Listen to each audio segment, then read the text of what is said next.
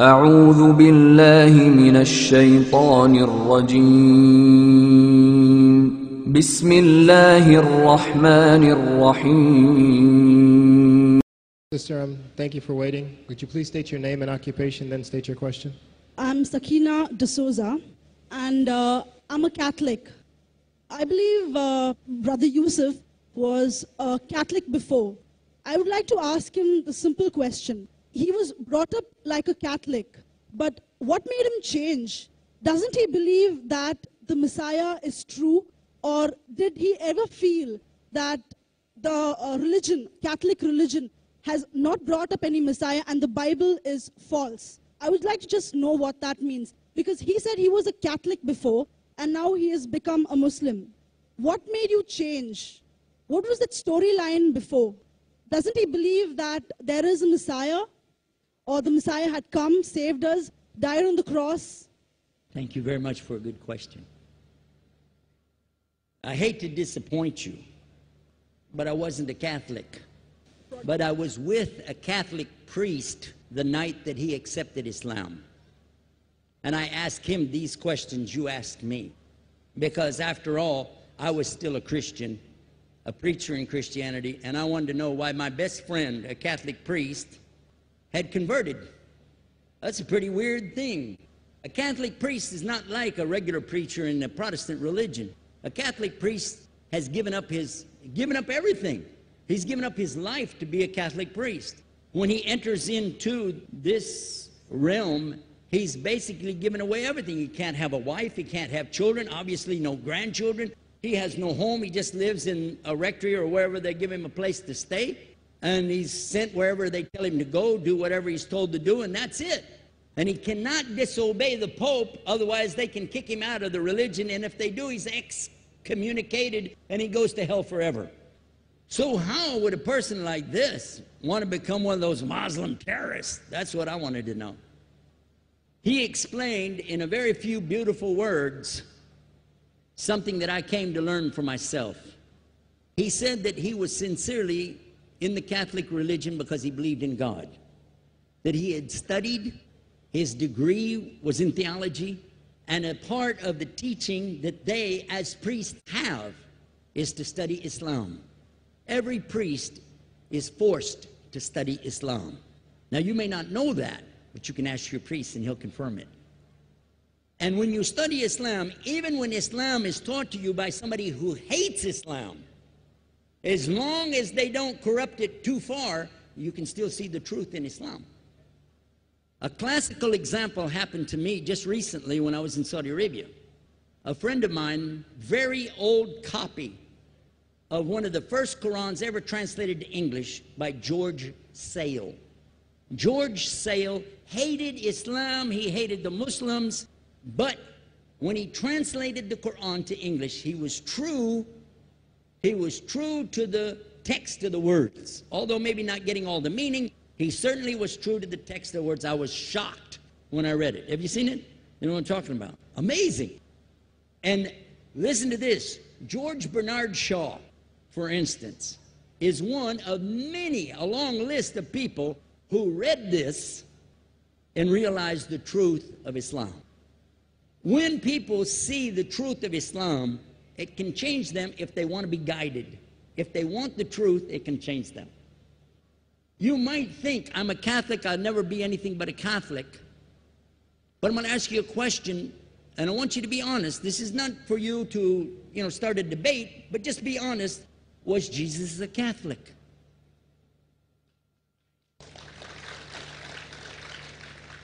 And it's not open to debate, so there's no point in opening that up, because you know and I know he wasn't. The Catholic Church was in business about 300 years before Jesus was born.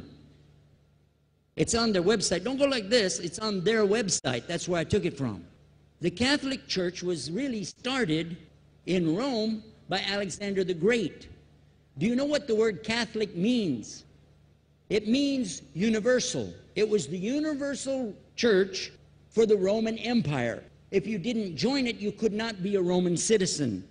And it was opposed to the teachings of Judaism and opposed to the teachings of the early Christians for more than 200 and some years. And they were diametrically opposed to each other to the extent that it was the Romans killing the early Christians. Now, if you understand that, and you go to their website and read, they didn't even take over Christianity until the year 325 AD. And when they did, they changed a lot of things, again, referring to their own website. But if you want to check it in Britannica or Americana or grow your encyclopedias, go ahead and read about the Catholic Church.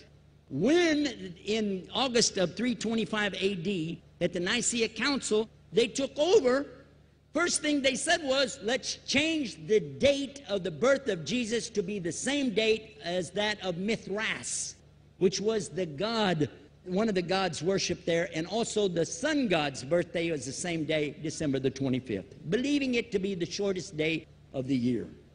And Constantine was a sun worshiper of Sol Invictus. Go to the website, read it for yourself. There are a lot of points, but not the least of which, even today, if you go in any Catholic church, and I have, you'll see so many portraits and statues and idols and images throughout the whole place that for the one who's never experienced that, for a Muslim who knows about these images, he'll be like, whoa, a'udhu billah. Whoa, what's this? The first time I walked in a Catholic church, I was about 10 years old. I was shocked. I was shocked at the idols and statues everywhere, because in the Protestant religion, we were brought up to believe that the second commandment was just as important as the first commandment. The first commandment in the Bible, in Exodus, is the same as the first commandment in the book of Deuteronomy. It says, I'm the Lord your God that brought you out of the land of Egypt in the house of bondage. You know no other God beside me. Beside me there's no other gods. Thou shalt not have any other gods beside me. How many in this room agree with that commandment? Raise your hand. You notice the Muslims are raising their hand because it means Ashhadu an la ilaha illallah. That's the first commandment for us as well. The second commandment you have clearly says, thou shalt not make any idol, any graven image of anything that creeps upon the earth, swims in the sea beneath, or flies in the air above. And I was sitting in a church one time, sitting there in the morning service, watching, the preacher talk, and, they go on and on and on, and sometimes you lose your train of thought. I was looking. Whoa! On the front of the podium, there was a fish. A fish. For the symbol, make you fishers of men. It had a fish. I said, whoa. Then I looked up above his head at the big stained glass window, and it had a dove, and he had the olive branch in his mouth. The dove is flying, the bird, I said, whoa. And then I look over here, and there's a cross with a man hanging on it. And I said, wow, they didn't miss a single one. They got them all. Something walking on the earth, something swimming in the sea beneath, something flying in the air above. So look at these two things. Clearly, the first two of the 10 commandments, bang, bang, boom. Because if you said God is more than one, where did you get it from? When Jesus is talking to his own companions and they ask him, what's the greatest commandment? Mark 12:29. Clear. The greatest commandment is to know, O Israel, the Lord your God is one God. And you have to love him with all your heart and all your mind and all your strength. And this is no different from what Prophet Muhammad ﷺ was saying, the same thing to his people. Same thing I mentioned in the lecture. This is certainly for us the same. So what you see is Muslims practicing the commandments, and you see people claiming the commandments but practicing something else.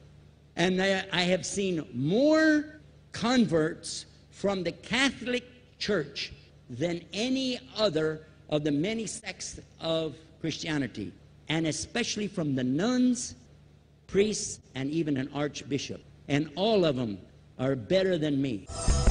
Those guys and women that I see do this, they still sacrifice their whole life to get the true message of Islam, not only to you, but to Muslims as well, because we all need to know about it. But thanks for a great question.